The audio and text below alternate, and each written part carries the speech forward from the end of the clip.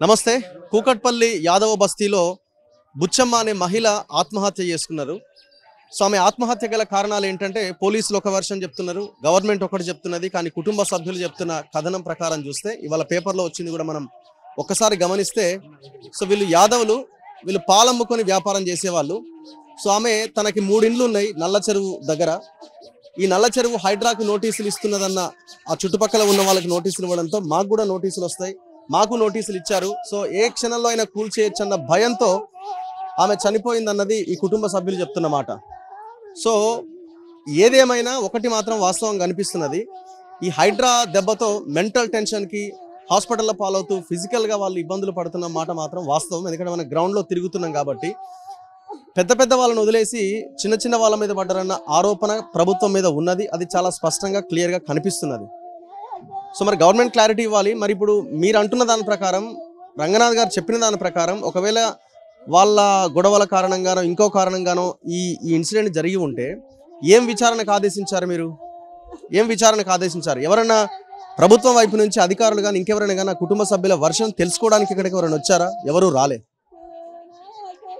మీరు మీ ఇంట్లో ఉండి మీరు మాట్లాడుతున్నారు, వీళ్ళ బాధ వీళ్ళు పడతా ఉన్నారు. ఇంకా ఆమె బాడీ రాలేదు, సాయంత్రం 4 గంటలకు వచ్చే అవకాశం ఉంది అని అంటున్నారు. పోస్ట్ మార్టం కోసం వెళ్ళింది. సో ఒకసారి ఆ బుచ్చమ్మ గారి చెల్లెతో మాట్లాడదాం. మీరు ఏమవుతారు? మీ అక్క తోడుకోడల మామ, నాకన్నా పెద్ద ఎప్పుడు మాట్లాడింది మీతో? నేను మా నాయన్ని కలుపుతున్నాము. 3 రోజులకోలే వచ్చి కూర్చుంటుండే, నా మనమని ఎత్తుకుంటుండే. 3 రోజులకోలే వస్తలేదు, నేను పోలేదు. మొన్న బుధవారం నాడు మాట్లాడినాము, ఇద్దరం తిని ఆడ కూర్చున్నాము, మాట్లాడుకుంటూ కూర్చున్నాము, మంచిగా ఉన్నాము. మొన్న 2-3 రోజుల నుంచి టెన్షన్ పడుతుంది. ఆ ఇంట్లో కాల్ చేయమన్నారంట కిరాయిలని. ఆ నోటీస్ వేయలే కానీ కాల్ చేసి వేయరని చెప్పిరంట. ఎవరు చెప్పిరో ఏమో కాల్ చేయమని చెప్పిరని చెప్పింది. మొన్న నుంచి 3 రోజులకు టెన్షన్ పడుతుంది. ఇవి ఇట్లా చేసుకుంటుందా అని మేము చూడలేదు సారు. మా బావ నాచి వాడినంట, మేమే మీ ఇంట్లో ఉంటాము, మేము అక్కడ పోయి చూడలే.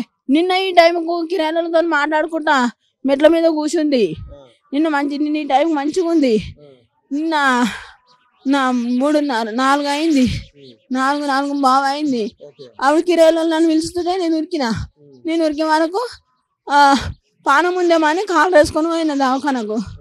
కాలు వేసుకొని పోయే వరకు డాక్టర్ కాళ్ళ మీద పడ్డా కానీ అయిపోయిందమ్మా, అయిపోయింది అని చెప్పారు.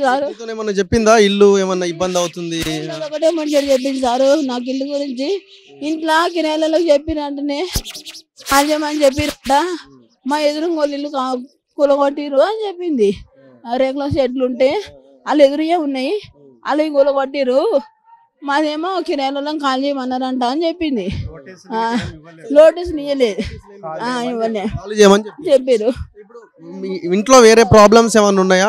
రకరకాలుగా బయట మాట్లాడుతాను. కొడుకులు లేరు, పనులు లేరు, పూలతో ఏం ప్రాబ్లం సారు. 3 బిడ్డలు 3 రాళ్ళు ఉన్నారు. 3 పెళ్ళిళ్ళు అయినాయి. ఎవరు అత్తగారిలో కాడ వాళ్ళు సారు. 2 మొగలు ఎవరు, వాళ్ళకేం చేయరు. ఇప్పుడు వాళ్ళకేం బాధ? బిడ్డలకు ఎవరు ఇల్లు వాళ్ళకి రాసి ఇచ్చేసింది. ఈ ఒక్క ఇల్లే వాళ్ళు ఉంచుకోరు. బిడ్డలు ఎవరు వాళ్ళకి రాసి ఇచ్చింది. నా పిల్లలే కదా అవుతారు. నా పిల్లకు అన్నదమ్ములు లేకపోయిరి, నా కొడుకులు లేకపోయిరి. 3 బిడ్డలే. ఒక బిడ్డ పానం బాగాలేక ఏడ వెళ్ళిపోయింది. ఆ బిడ్డకే మొన్న దాకా ఆమె శవన చేసి చచ్చిపోయేదాన్ని బతికించుకుంది. ఇంత పని చేస్తా అనుకోలేదు సార్, మేము ఇంత పని చేస్తా అనుకోలే. కూలి చేసుకొని అడ్డమైన కష్టం చేసి బతికినాం కానీ మేమేం సుఖపడి బతకలేము. ఎన్నడికి కష్టమే చేసింది. పోయినా కానీ కష్టం చేసుకొని బతికిన అయిపో పిల్లలాగా చేసింది సారు. కొడుకులు నా పిల్లలు ఏమవుతారు? నా పిల్లలకు అన్నదమ్ములు లేకపోయి మేము సంపాదించిన ఆస్తి కూడా నా పిల్లలకు దాకేటట్లేదని టెన్షన్ పడేది సార్. కానీ పని చేస్తూనే ఉండేదా? ఆ ఇంట్లో పోతుండే అట్టి కూడా బోరేద్దరు నీళ్ళు పట్టిద్దరు కిరాయిలకు. రాత్రి 5 గంటలకు పోతురు, సాయంత్రం పూట పొద్దున సాయంత్రం ఇద్దరు పోయేస్తారు. 3 అక్కడ నీళ్ళు పట్టి నీళ్ళు నింపించి మెట్లు గిట్లు ఊడ్చి పొందిండ్రు. వీళ్ళంతా పైకి వచ్చింది.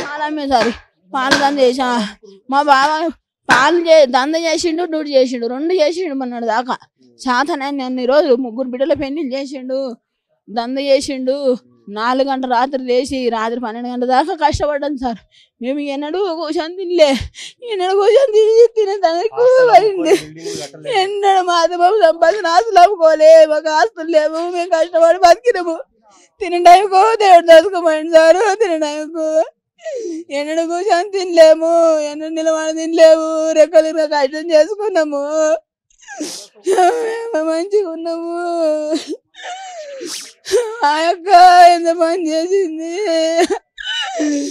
మీతో ఏమైనా చెప్పున్నా మీరు కొంచెం ధైర్యం చెప్పేటోళ్ళే మీతో కూడా ఏం చెప్పలే ఎన్నడూ ఏమున్నా నాతో చెప్తుండే నేను ఇద్దరు కూర్చుందాము ఆమె కాస్ట్ వచ్చినా నా దగ్గరకు వచ్చు నా కాస్ట్ వచ్చినా ఆమె దగ్గరకు పోదు ఇప్పుడు వేళ్ళుండి బియ్యం ఇచ్చాను దాన్ని దులుపుకుంటా చదువుకుంటా ఎవరిని అలా మనం 4 రోజులు పోలే ఖాళీ ఉంటే జర పని తీరుతూ కూర్చుందాం సార్ అంతే మేము ఒకసారి ఇప్పుడు పండుగ వస్తుంది కదా బియ్యం ఇచ్చేది ఎల్లుండి అని ఎవరి ఇళ్ళలో అలా చేసుకుంటాం 3 రోజులు పోలేదు మాట్లాడుకోలేదు మేము భుజాన్ని నా మన్మని ఎత్తుకొని పోతే కూడా వండి ఒక తిన్నారు అక్క అంటే ఇంకా తినలేమే తినాలి ఇప్పుడే వండినా అన్నది నిన్న చూసినా కానీ మాట్లాడలే నేను చూసినా సైలెంట్ సైలెంట్ కూర్చోలేదు కిరాయిలు ఇద్దరు మా యొక్క ఆ మెట్ల మీద కూర్చురు నిన్న ఈ టైంకు బిడ్డలు అప్పటికి బయటనే ఇంట్లో జీవో అయినాకనే వచ్చారు జీవో అయినాకనే వచ్చారు వాళ్ళ ఇళ్ళల్లో వాళ్ళెవరు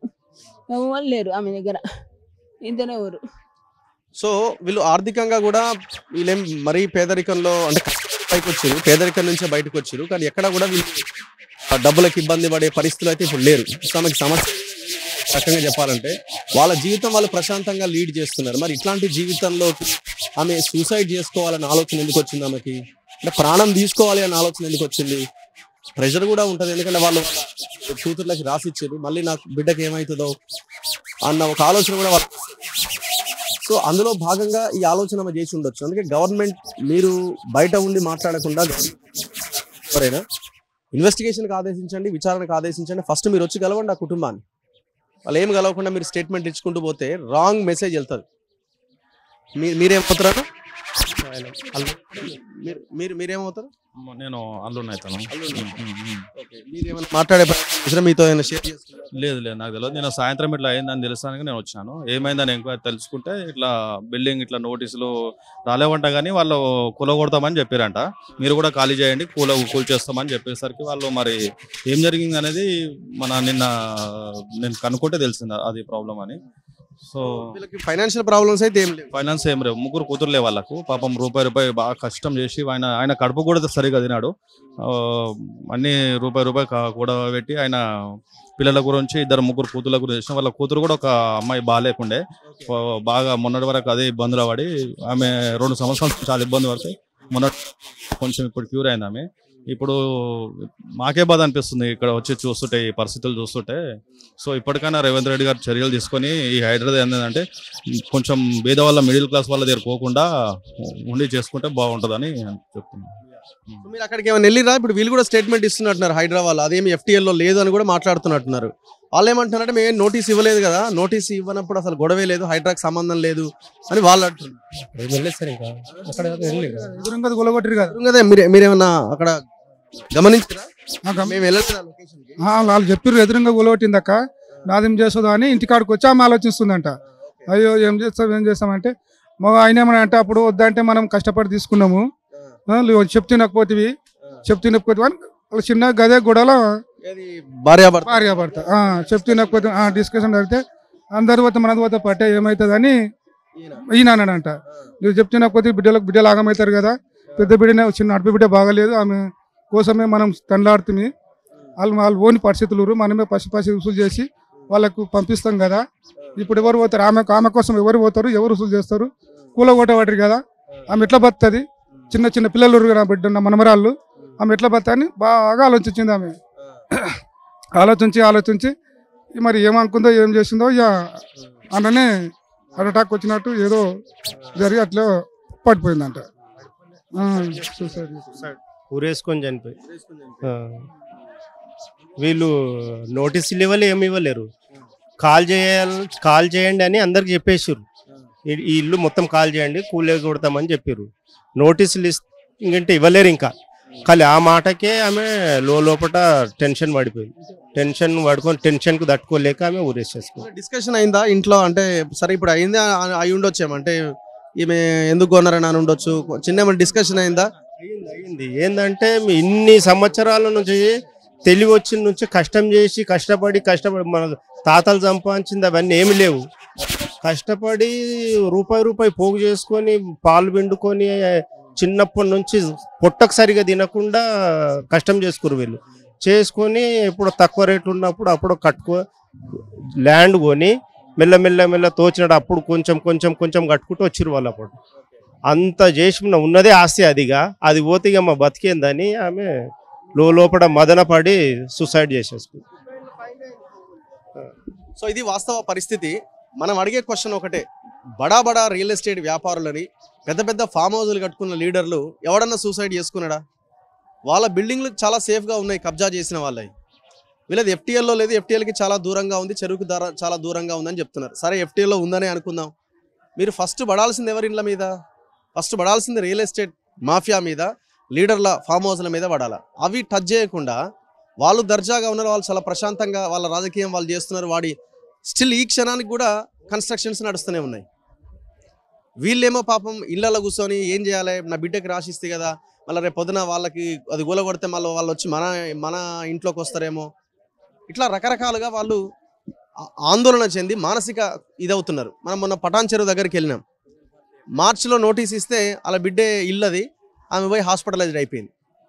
ఆమె అదే మాట్లాడుతున్నదట, తాళం చేయడుంది, ఇల్లు గులగొడుతున్నారా, పిల్లలు ఏడున్నారు అని. ఐసీయూలో ఆమె ట్రీట్మెంట్ తీసుకుంటున్నది. సో ఇమీడియట్గా గవర్నమెంట్ ఇన్వెస్టిగేట్ చేయాలి. మీరు ఈ చిన్న వాళ్ళది కష్టపడి సంపాదించుకొని కట్టుకున్న వాళ్ళది కాకుండా పెద్ద మొత్తం గవర్నమెంట్ భూములు కబ్జాలు చేసి, చెరువులు కబ్జాలు చేసి, జీవోలు ఉల్లంఘించి కట్టుకుంటున్న పెద్దోళ్ళ మీద పడాలా. ఫస్ట్ అక్కడ స్టార్ట్ చేయండి, ఆ తర్వాత మిగతా వాళ్ళ గురించి ఆలోచించవచ్చు. రంగనాథ్ గారే స్టేట్మెంట్ ఇచ్చినట్టున్నారు, అది అసలు అది ఎఫ్టీఎల్లో లేదు, మేము నోటీసే ఇవ్వలేదని.